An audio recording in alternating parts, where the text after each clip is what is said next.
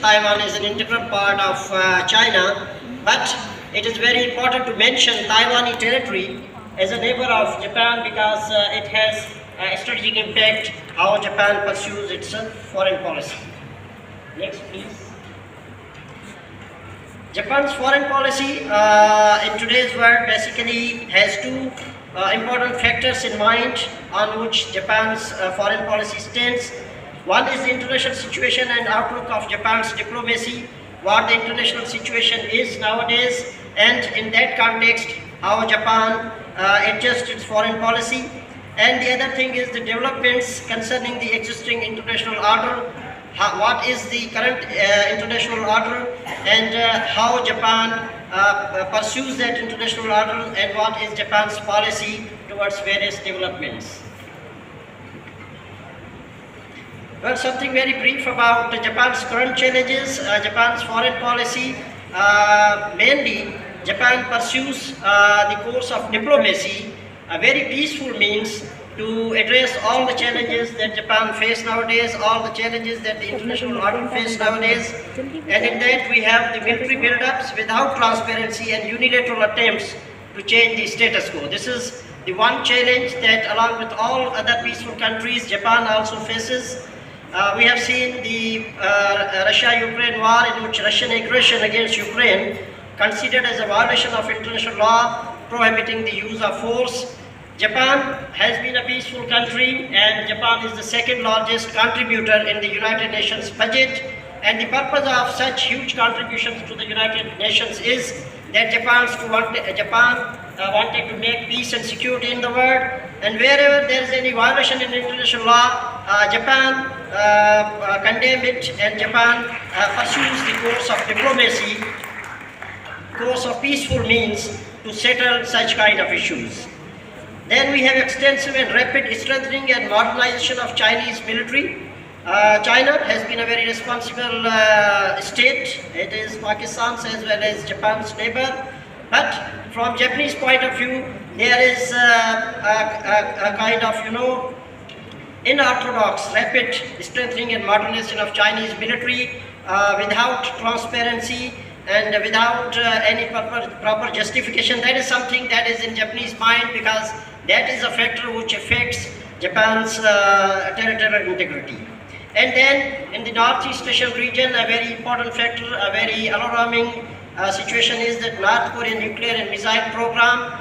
North Korea continuously expanding its nuclear arsenal, testing its nuclear devices, and it has an effective missile program as well. North Korea generally is considered as a rogue state. It does not obey international law, it does not obey other responsible states in its international actions.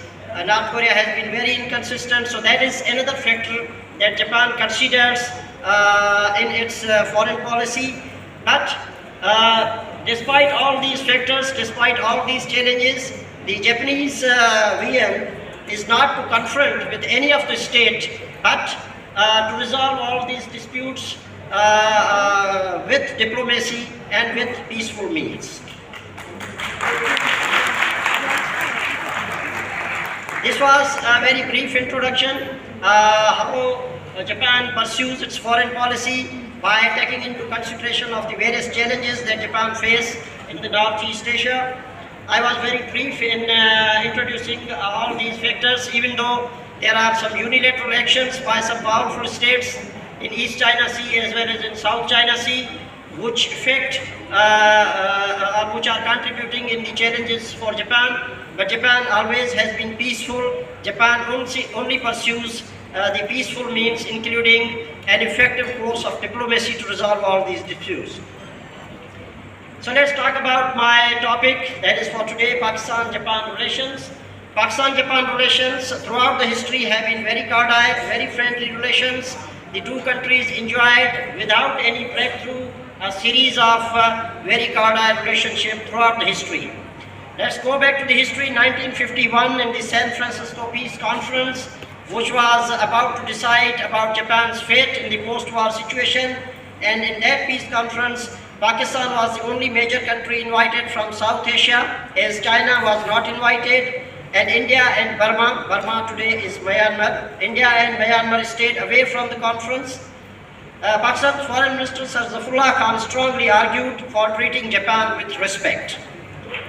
And Sarzafullah Khan said that the peace with Japan should be premised on the justice and reconciliation, not on vengeance and aggression.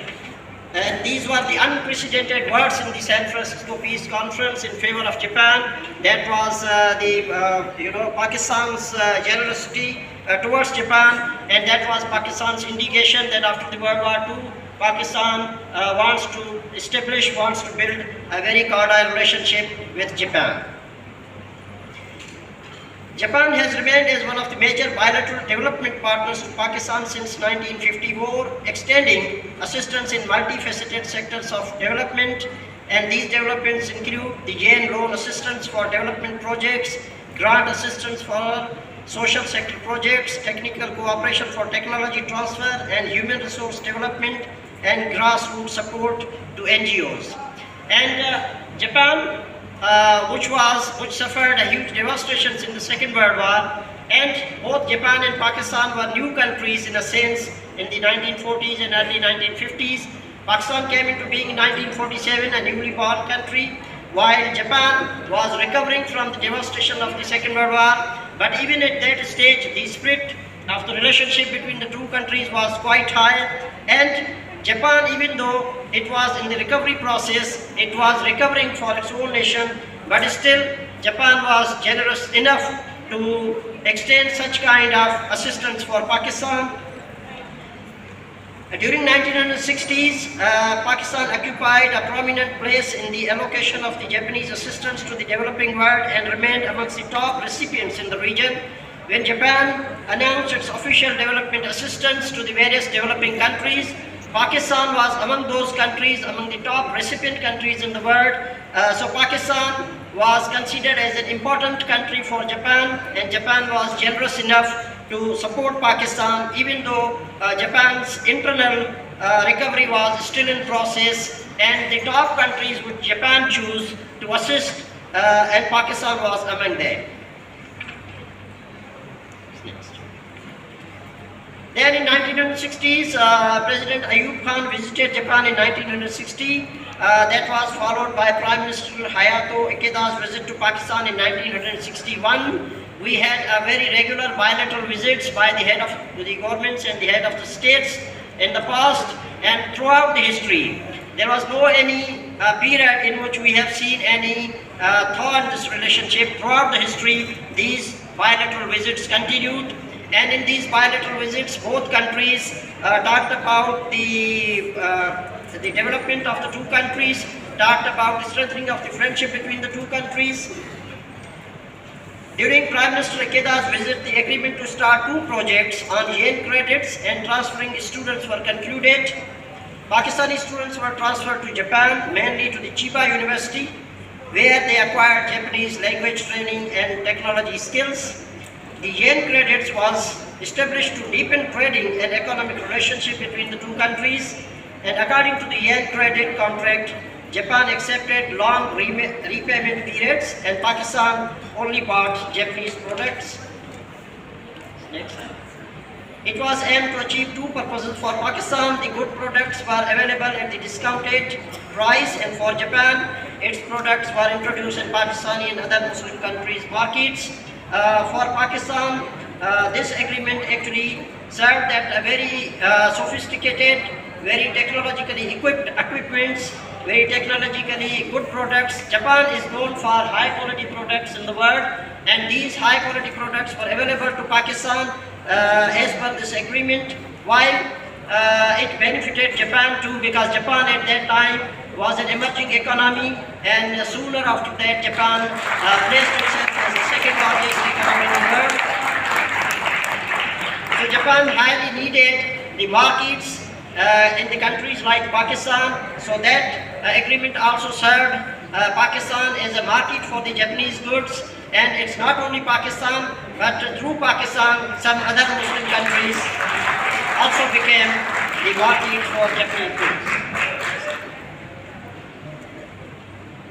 Then in 1980s, there were some factors in which Pakistan was the contributor, and those factors actually helped Japan internationally. Pakistan's role in securing the withdrawal of Soviet forces from Afghanistan. The Soviet occupation of Afghanistan at that time was considered as a communist, as a socialist threat to South Asia and to the region, and stopping Soviet Union at Afghanistan was very important for the democratic world, for the capitalist world, for the free market economies, and Pakistan played a very important role to secure the withdrawal of Soviet forces from Afghanistan. That factor actually helped all the democratic world, and that factor actually helped Japan also.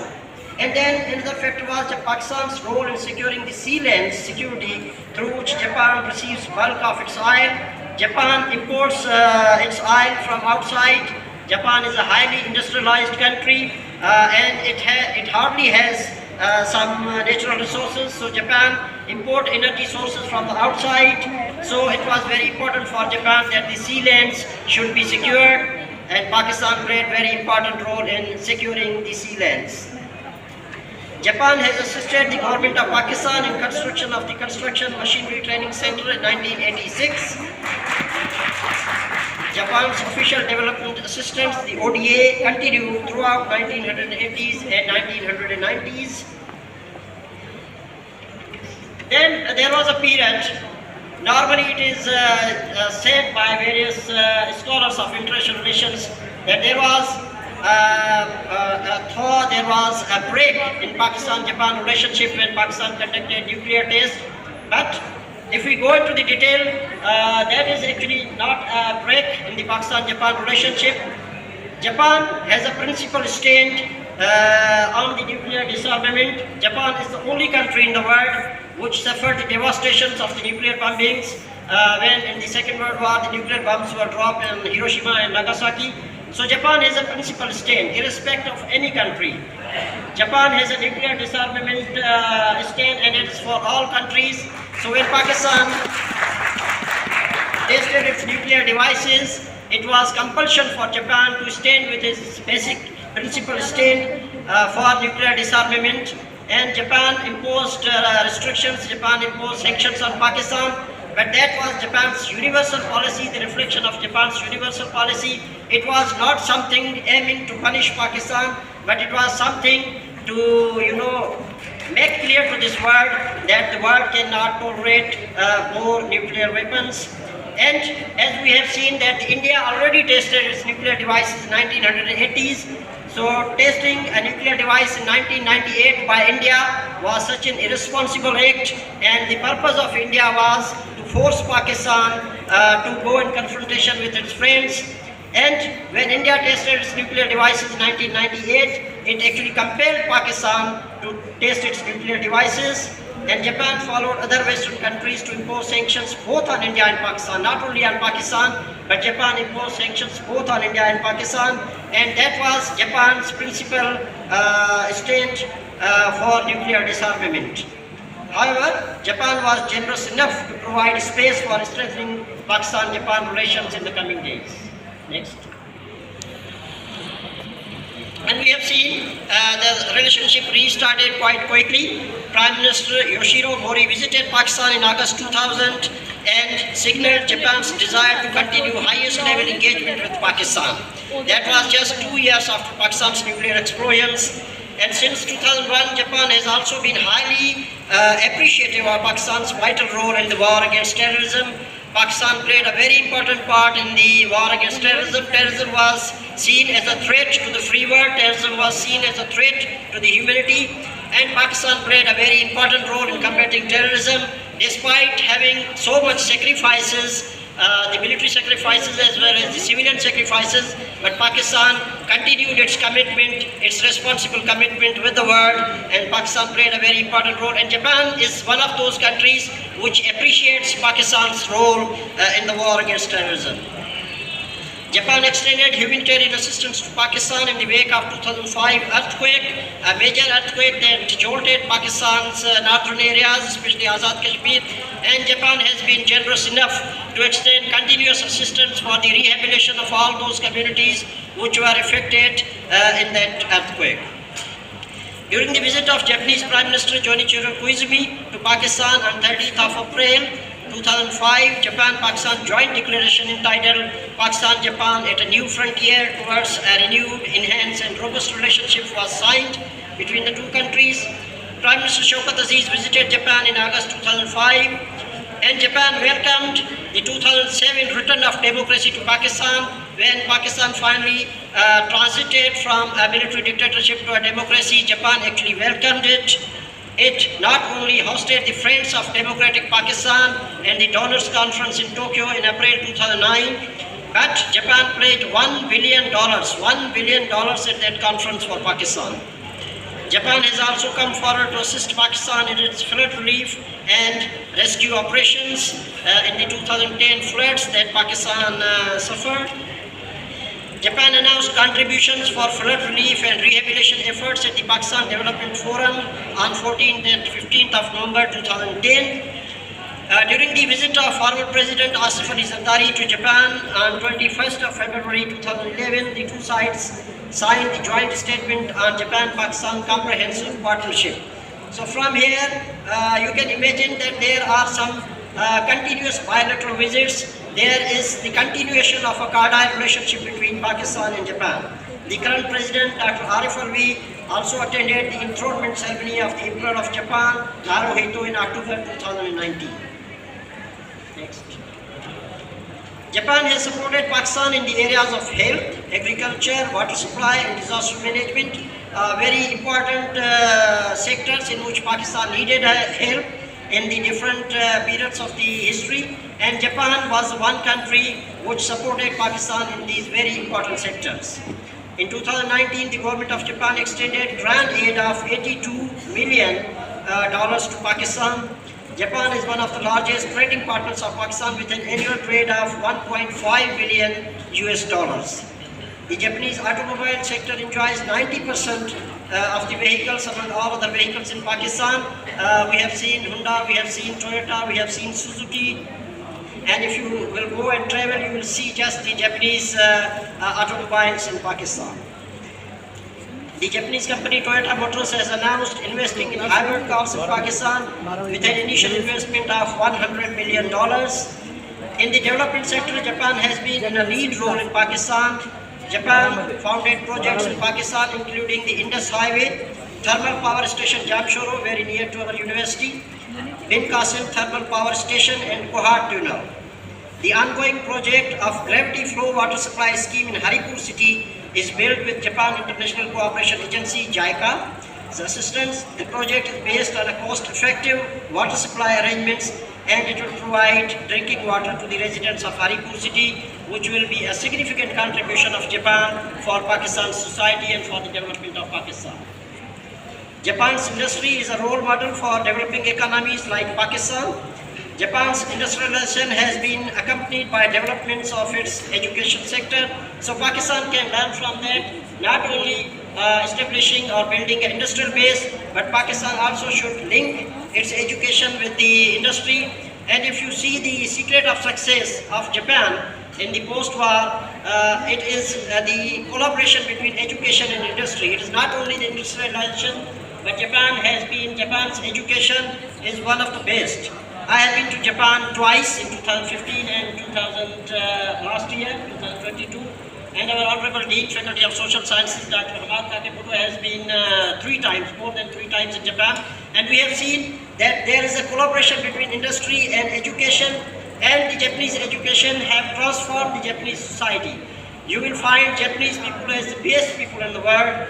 As my colleague introduced my profile, and I have been to several countries, including in the United States of America, China, and some Western countries, but I haven't seen such polite, such generous, such great people as I have seen the Japanese people, and that is because of Japan's education. So I think If Pakistan has to learn something from Japan, Pakistan has to adopt such kind of education system in Pakistan, which can be a game changing for Pakistani society. Well, due to time constraints, I have very briefly introduced about the economic relations and the development assistance. Japan is the third largest OECD DAC donor to Pakistan after USA and UK. The total amount of assistance since 1954 is 1,278 billion US dollars, Japanese yen. The priority areas for Japan's assistance to Pakistan are very important areas that are economic infrastructure, which includes energy, investment, climate, etc. The human security and social infrastructure, including health, education, disaster management, water, and the balanced regional development, the border region and security. Some flagship projects of 760 km of Indus Highway between Peshawar and Karachi has been improved under Japan's assistance. In particular, Kohat Tunnel is known as the symbol of friendship between Pakistan and Japan. Well, if I just summarize my paper, Japan and Pakistan enjoyed cordial relationships throughout the history. Japan has been Pakistan's supporter in all difficult situations and extended its help to uplift Pakistan's economy. And Pakistan has also been a true friend of Japan in response. Thank you all, and thank you the advisors, thank you His Excellency, and thank you students. Thank you all.